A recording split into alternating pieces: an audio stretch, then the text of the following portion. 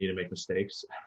So just to let's be clear on that. But so number one, look, I mean, like I said before, I was not a desirable analyst to work with my first year. I didn't, honestly, I was trying to figure out how to tie my own shoes. I couldn't open a PowerPoint, Excel, like it was, it was unique. And so like one, understand that with all that being said, I mean, look, like one thing that I can remember pretty distinctly was I was asked to spread, I think it was a sheet of like 5 columns and to have like a bunch of data on each. And the associate at the time was like, okay, 2 are done, 3, we have 3 that need to go. Okay, fine. So I do the 3, I give it to him.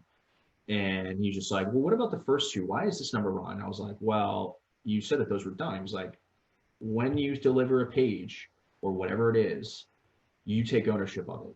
And so I very quickly realized that even if things come off the shelf, they could be wrong. And so you got to remember that, or what I learned is like, you got to remember that you're going to wear that page and you're going to wear that deck. And that's happened multiple times where I've had, an MD be like, oh yeah, just take this page off the shelf, like a precedent transaction page. And, he comes back and he's like, this thing was banged up. And I was like, well, you told me. And he's just like, and he was just like, it doesn't matter, right? Like you gotta own the page. So that's, that those are like some of the, those are kind of the learning lessons. And look, I mean, I would say the other thing on the qualitative side, right? I mean, other than sure, make sure your numbers are right, make sure that numbers tie across the entire page, across the full deck. If you have a deck of 10 pages and you're showing a multiple on one page and the same multiple on the 10th page, like the numbers need to be the same. So that's like more of the technical aspect.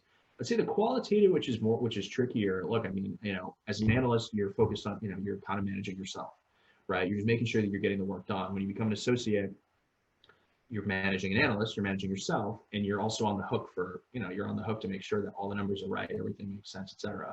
And of course, like progressively, as you become more senior, everyone has to focus and make sure that everything is correct. But when you're managing someone junior, I think, and this is candidly something that I have to continue to work on, right? Like there are different ways to work with different folks.